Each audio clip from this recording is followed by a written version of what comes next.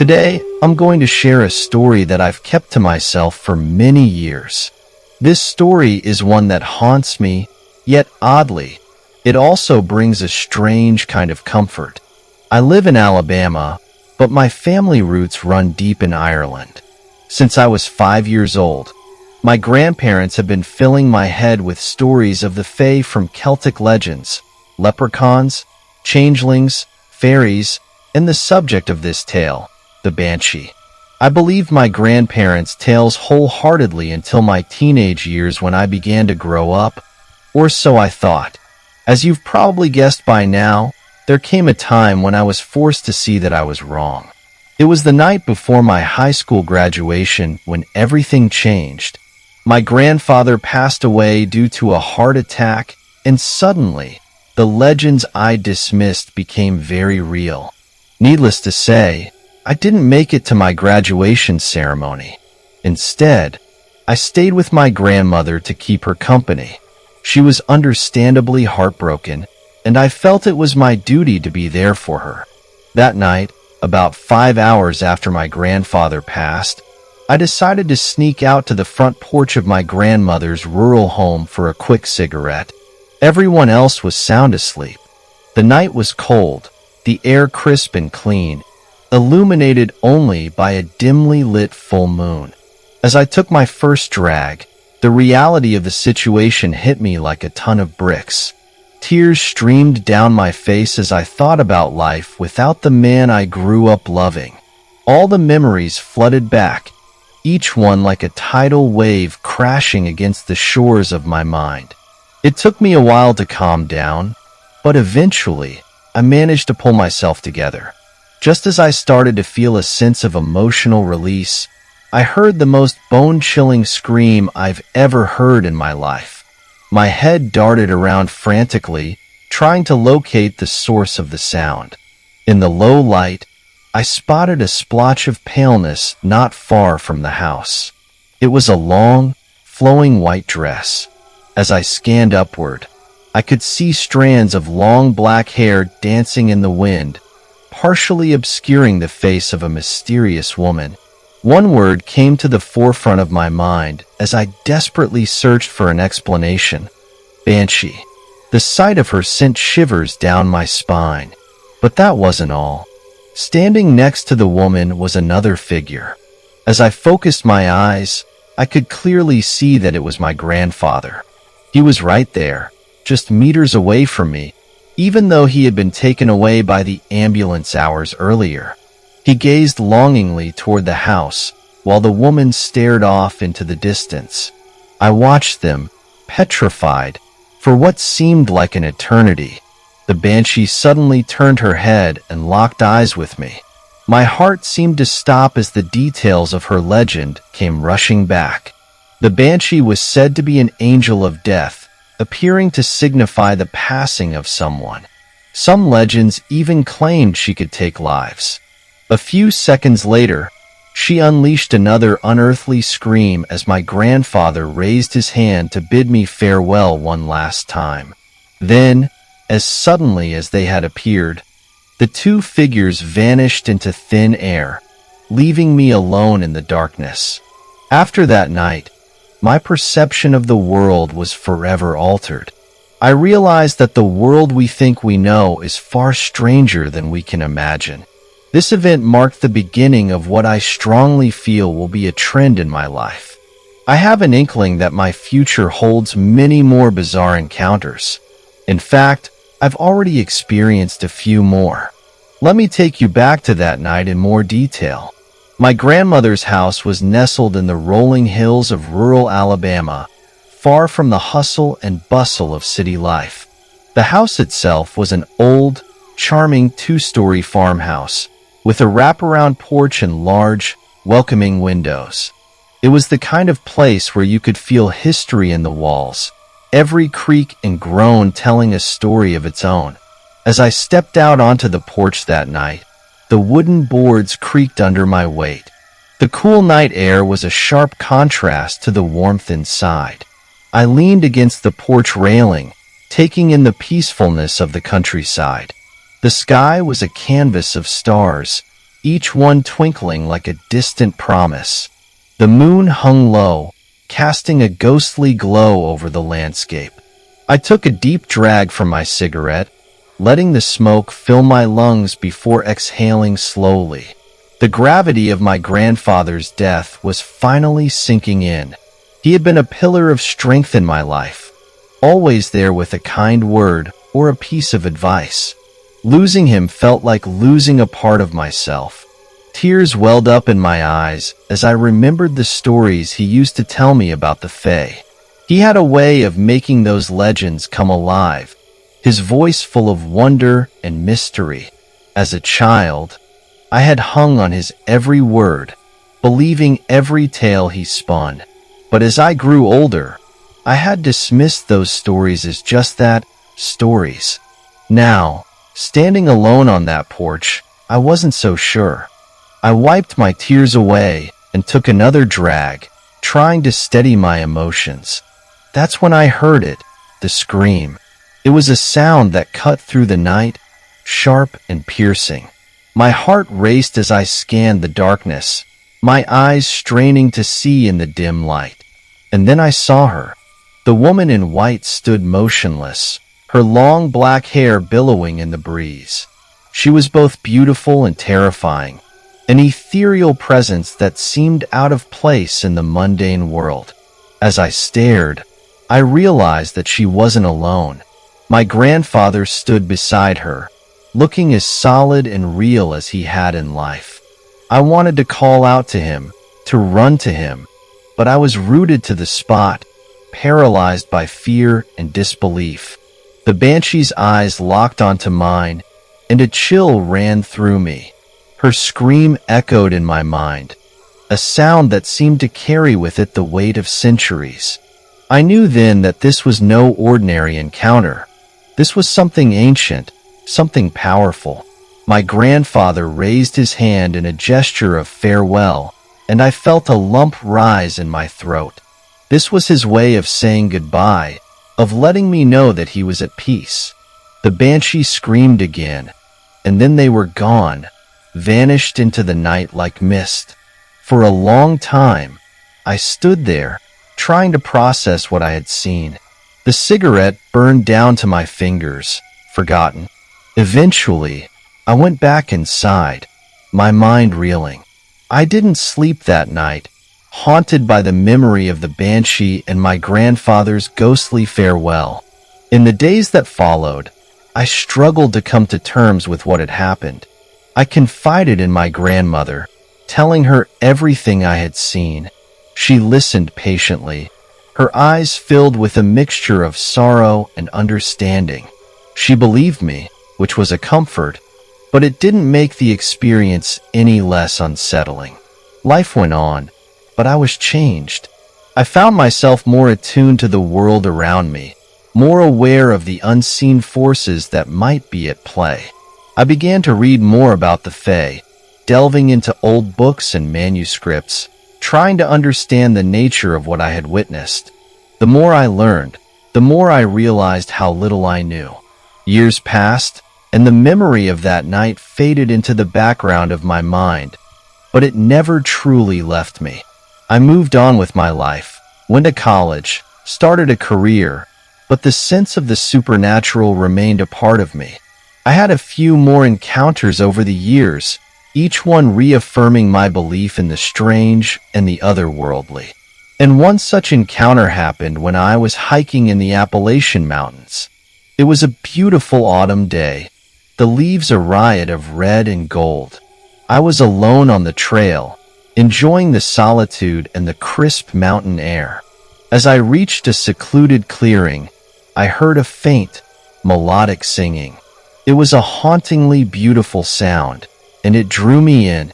I followed the sound to a small stream, where I saw a figure standing in the water.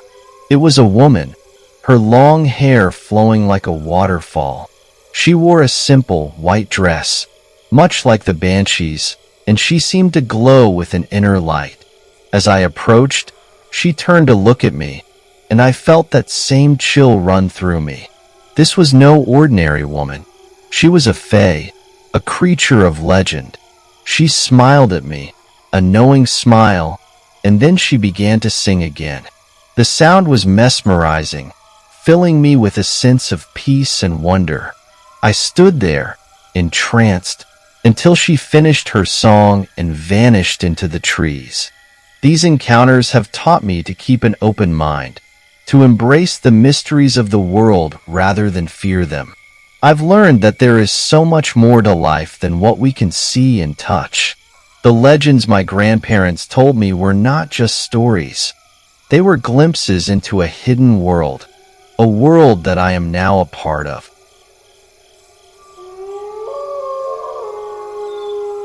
My house sits next to a nature preserve on Long Island, New York.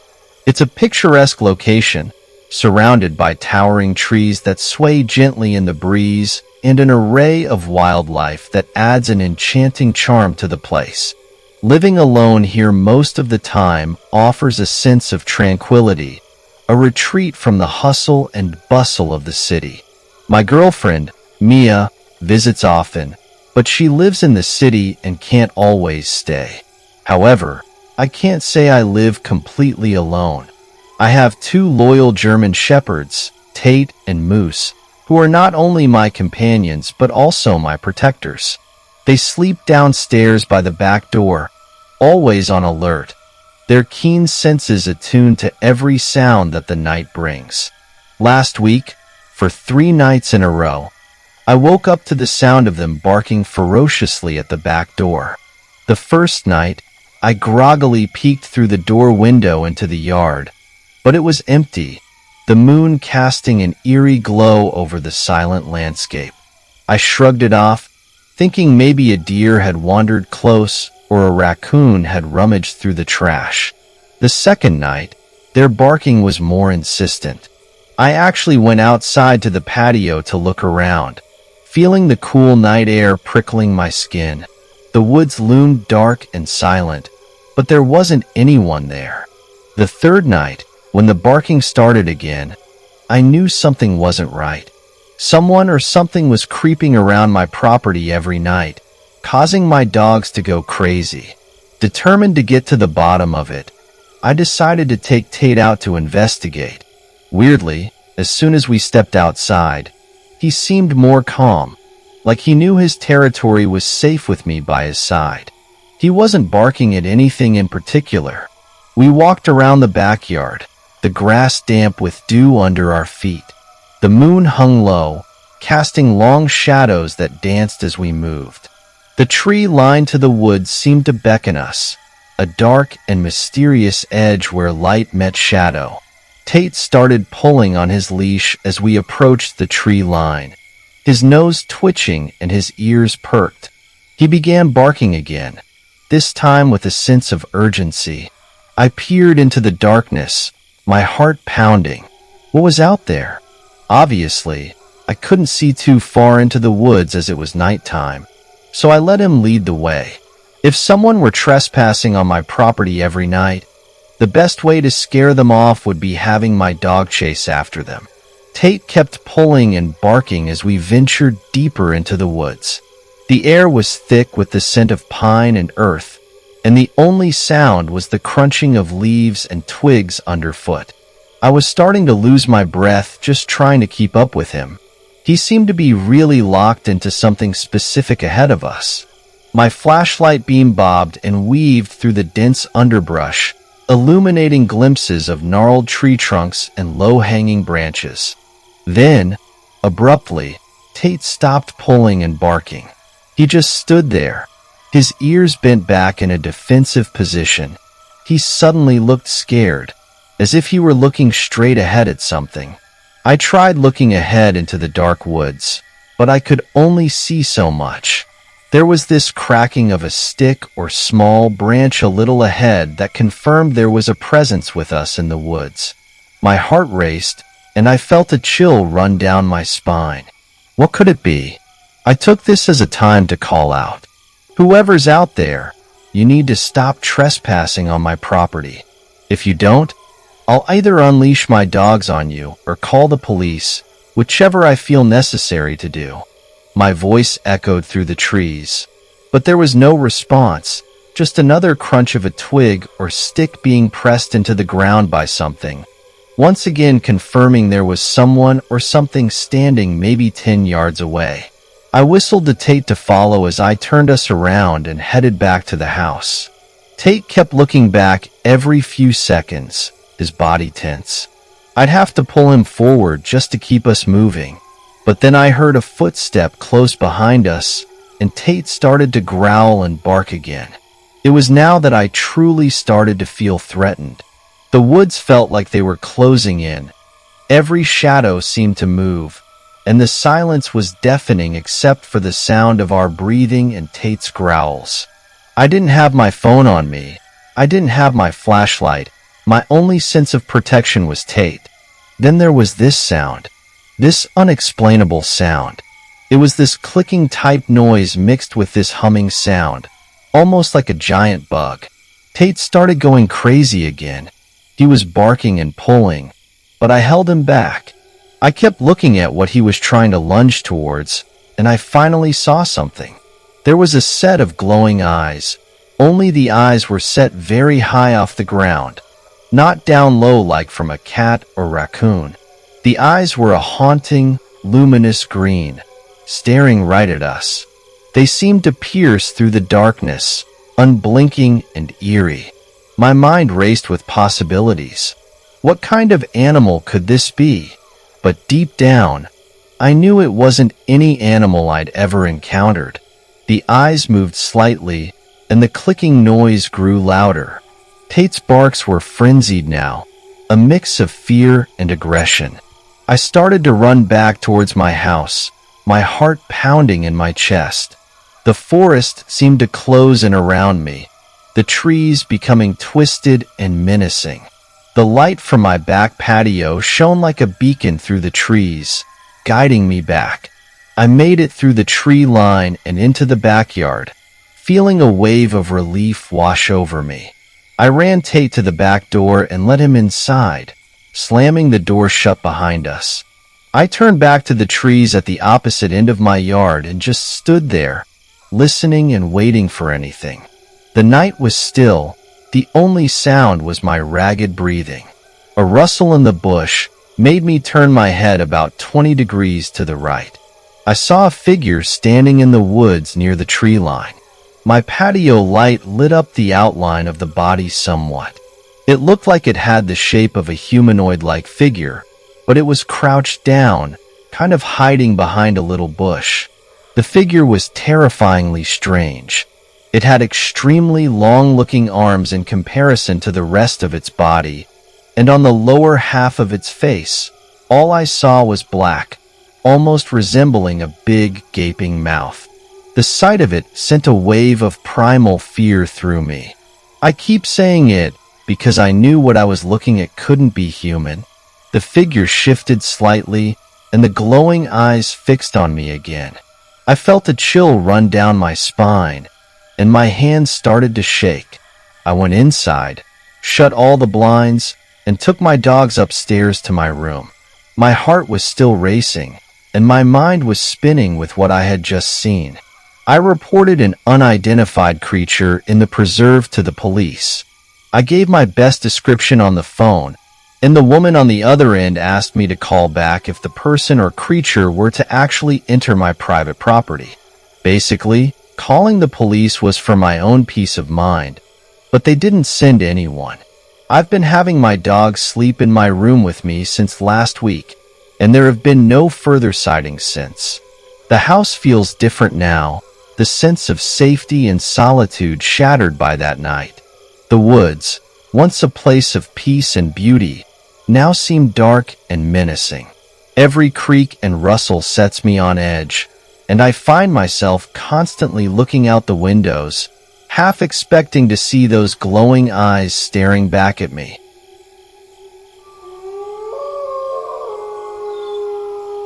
I'm not one to dwell too much on the past, but there's a story from my childhood that I've kept close to my heart, a memory that still haunts and fascinates me. It happened when I was just 7 years old, living in my childhood home in the northeast of Massachusetts.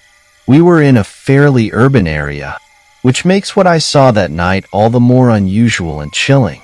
It was a crisp fall evening, the kind where the air is just starting to bite, and the leaves rustle and swirl under the streetlights, casting long shadows.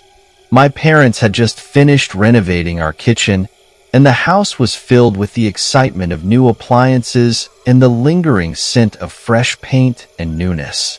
With the new appliances came a slew of large cardboard boxes, which to my sisters and me were not just boxes, but endless possibilities for imaginative play. My twin sister, Katie, our younger sister, Emily, and I were thrilled to have these giant boxes to play with. Our front yard was the perfect playground, complete with a hill that we once thought was massive but, in reality, was quite modest. We didn't care. To us, it was Everest. That night, we decided to take the boxes outside and pretend we were hamsters in a ball, rolling down the hill in fits of laughter and silliness. It was our little world, filled with childlike wonder and the magic of endless possibilities. The sun had long set, and the streetlights cast an orange glow over our yard. We played for what felt like hours, our laughter echoing through the neighborhood. About 30 minutes into our play, as we were catching our breath at the bottom of the hill, I heard a strange sound. It was faint, almost imperceptible, but something about it made me turn my head towards our neighbor's yard. What I saw next would be etched into my memory forever. There, just beyond the barbed wire fence that lined the edge of our yard, was a creature. It was tall and hunched over, with a spine that protruded grotesquely through its bare, ashen skin. It had a long snout, and its eyes, those eyes, glowed a deep, menacing red in the darkness. It reminded me so much of Professor Lupin from the Harry Potter series when he transforms into a werewolf. But this was no fantasy. This was real. I was frozen in place, unable to look away. My heart pounded in my chest, and a cold sweat broke out on my forehead. Katie noticed my change in demeanor and followed my gaze. Her eyes widened in fear, and she clutched my arm tightly. We watched in silent horror as the creature moved slowly, painfully, towards our neighbor's dog. A beagle named Max. Max was a friendly, energetic dog, always eager to greet anyone with a wagging tail and a joyful bark. But that night, he was silent, his body tense and his ears flat against his head. The creature reached out with a long, bony hand and grabbed Max by the scruff of his neck. The dog yelped in pain, a sound that cut through the night like a knife. The creature turned and began to walk away, dragging Max with it. It moved with a slow, deliberate gait, disappearing around the side of the neighbor's house and out of our view. Katie and I snapped out of our trance and bolted back up the hill, our legs pumping furiously, Emily trailing behind us in confusion. We burst through the front door, our breaths coming in ragged gasps, and slammed it shut behind us. Our parents looked up, startled by our sudden entrance. "What's wrong?" my mom asked, her face a mask of concern. There's something outside," I stammered, my voice trembling. "It took Max." My dad frowned and grabbed a flashlight. "Stay here," he said firmly, and he headed outside to investigate. Katie and I huddled together on the couch, our minds racing with what we had just witnessed. Dad came back a few minutes later, his expression grim. "I didn't see anything," he said, shaking his head, "but Max is gone." The rest of the night passed in a blur. I barely slept, haunted by the image of that creature and the sound of Max's yelp. The next morning, I went outside and looked towards the neighbor's yard, half expecting to see the creature lurking there, but there was nothing. Over the next few days, Max's owners put up posters and searched the neighborhood, but the dog was never found. They were heartbroken, and so were we. Max had been a beloved part of our little community, and his loss left a void. Katie and I talked about what we had seen, trying to make sense of it. We wondered if it could have been a skinwalker or a Dogman, creatures we had heard about in whispered stories and urban legends. But it didn't make sense for such a creature to appear in our urban neighborhood. It was something out of a nightmare, something that didn't belong in our world.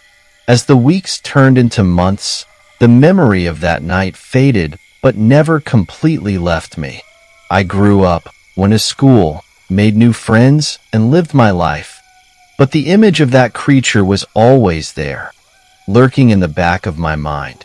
Katie and I would occasionally bring it up, usually around Halloween when the air was filled with spooky stories and ghostly tales. We never saw the creature again, but the fear it instilled in us was very real.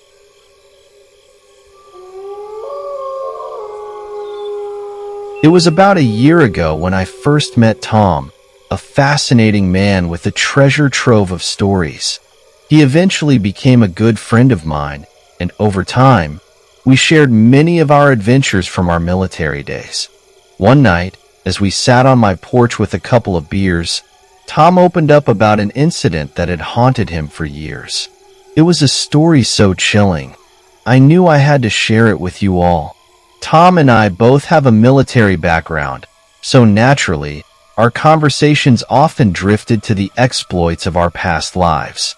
But nothing could have prepared me for the story he was about to tell me.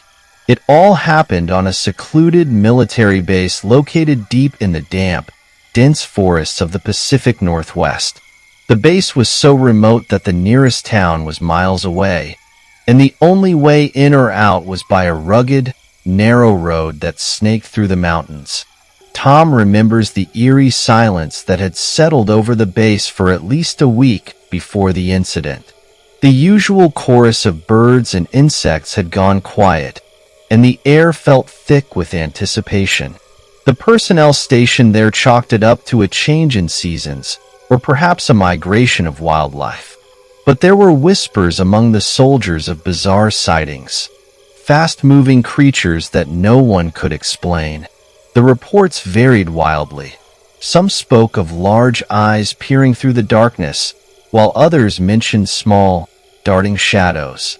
Some heard the heavy footsteps of something big crashing through the woods, while others reported the stealthy rustling of something small and agile. As the desk sergeant at the time, Tom heard every report. Soldiers would come to him to log any unusual activity that could potentially impact the security of the base. Most of the time, Tom didn't take the more fantastical reports seriously enough to document them. But off the record, these encounters often became the basis for late-night ghost stories shared among the troops. The night in question was a clear, moonlit evening. Tom and his partner, Jack, were assigned to conduct the nightly checks on the magazine storage areas, which were situated several miles deep into the uninhabited zone of the base. This area was chosen specifically because it was far from any human habitation, making it ideal for storing weapons and explosives. They drove slowly along the narrow, winding road that cut through the valley between two steep hills. The terrain was thick with towering trees and dense underbrush. Their Humvee rumbled steadily, the windows down to let in the cool night air. The jungle was still unervingly quiet, which, while unsettling, was good for their mission of detecting any foreign intelligence or operatives tampering with U.S. equipment. As they drove deeper into the wilderness, a sudden, heavy thud echoed from the woods. Both men tensed, their eyes scanning the darkness. The noise was followed by a series of other sounds: rustling leaves, snapping branches, and the unmistakable crunch of something large moving through the undergrowth. "Kill the lights," Tom whispered to Jack. Jack shut off the headlights and the engine, plunging them into darkness. The silence was almost palpable, broken only by the soft rustling of leaves. They listened intently, trying to pinpoint the source of the noise. It seemed to be moving parallel to the road, just out of sight. Tom signaled to Jack to restart the vehicle. They turned on the running lights and slowly followed the sound, their hearts pounding in their chests. The footsteps continued for a few moments before abruptly stopping. Tom's mind raced with possibilities. Could it be a deer? A bear? Or something else entirely? Jack turned the headlights back on, flooding the road ahead with light. At first, there was nothing but the empty, overgrown road stretching out before them. Then, about 30 yards ahead, they saw it. A figure, tall and humanoid, leapt into the road and then disappeared into the brush on the other side. Tom's breath caught in his throat. The creature was unlike anything he had ever seen. It was gray, over 2 meters tall, with a small, oval-shaped head. Its movements were unnervingly swift for its size, reminiscent of an impossibly nimble frog. The sight of it made Tom's stomach drop, a wave of nausea washing over him as adrenaline surged through his veins. "Did you see that?" Jack's voice was barely a whisper, his eyes wide with fear. "Yeah," Tom replied, his voice trembling. "What the hell was that?" Neither of them had the will to chase after the creature. The feeling of being at such a disadvantage, of not knowing what they were up against, was absolutely petrifying. They had been stalking it, but now it felt like they were the ones being hunted. Tom and Jack turned the Humvee around and sped off into the night, the oppressive silence of the forest closing in behind them. For the next week, the woods remained eerily quiet before gradually returning to the familiar sounds of local wildlife. As Tom finished his story, I could see the lingering fear in his eyes. The experience had left a deep impression on him, a haunting reminder of the unknown. He looked at me, his expression serious. "I don't know what we saw that night," he said, "but I know it wasn't something from this world. It was real, and it was out there." The weight of his words hung in the air, a chilling reminder that sometimes the things we can't explain are the ones that stay with us the longest. I do not know what I saw that day, but I do know it was something that should not have been there, and it will remain with me for the rest of my life. It was a crisp morning in late October, about 4 years ago, when I went turkey hunting. The forest was still and quiet after a night of heavy rain, which allowed me to walk in silence, my steps muted by the damp leaves and soft earth. This kind of silence is rare and precious to a hunter, providing the perfect cover to slip unnoticed into nature's realm. I set up on a hillside overlooking a small creek and a valley, shrouded in the dim pre-dawn light. The overcast sky made it nearly pitch black, but soon the rain stopped, and the forest began to brighten. The air was fresh, the scent of wet earth and foliage filling my lungs with each breath. I settled into my spot, feeling a sense of peace as I prepared for the day ahead. As the light grew, I realized I was sitting within 15 feet of several turkeys roost in a tree next to me. They were perfectly camouflaged against the branches, blending seamlessly into the background. I didn't know they were there until they started shaking the rain off their feathers, the soft rustling sound breaking the morning silence. My gun was already propped on my knee, pointed at my decoy, ready for action. The valley floor gradually became visible in the growing light, revealing a serene and almost mystical landscape. The birds next to me began to stir, their movements slow and deliberate. One of the turkeys gobbled, and almost immediately after, I heard a sound in the distance. It was a strange, rhythmic noise that caught my attention. The rhythm was odd, unlike anything I had heard before. It seemed out of place in the otherwise tranquil setting.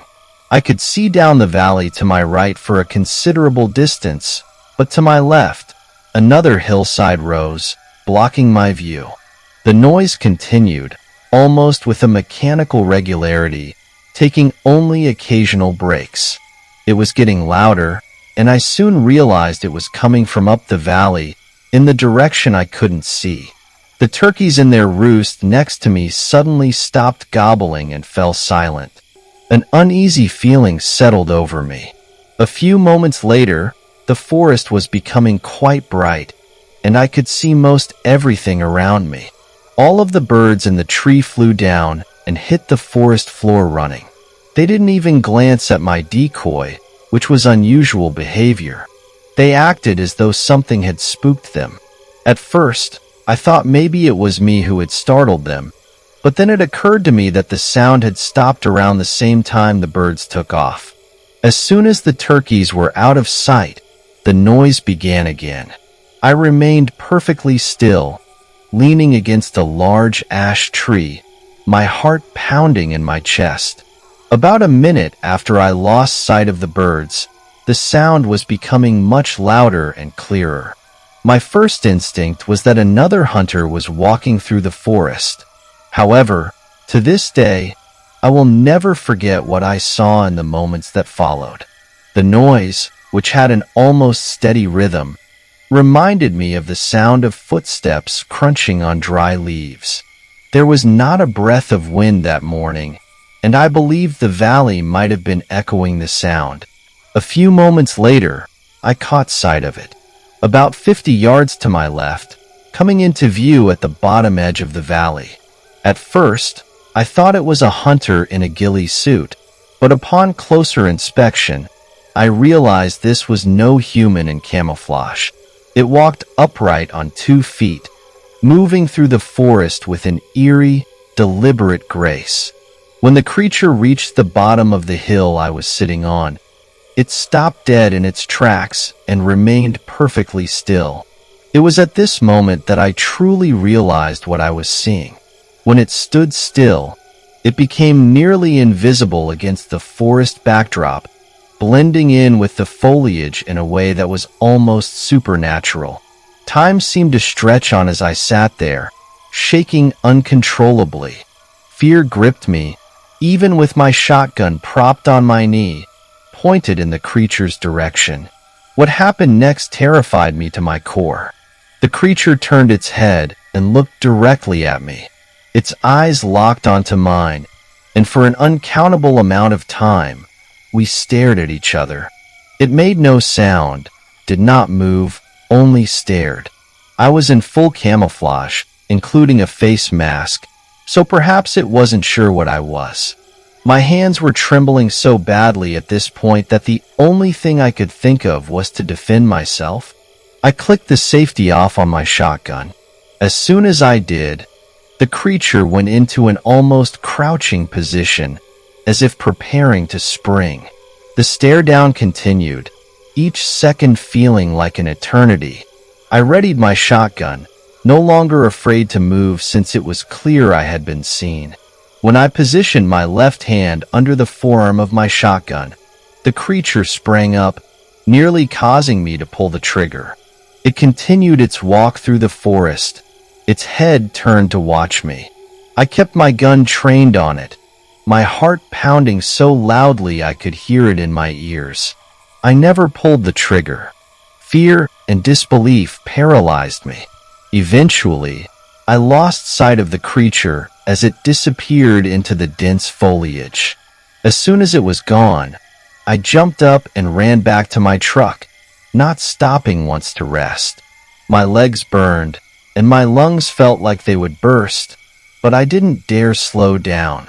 To this day, I will never forget what I saw or the feeling of absolute terror that overcame me. I do not want to be famous, nor do I want my story posted all over the internet. I just felt compelled to tell someone my story. Everything I have just written is entirely true.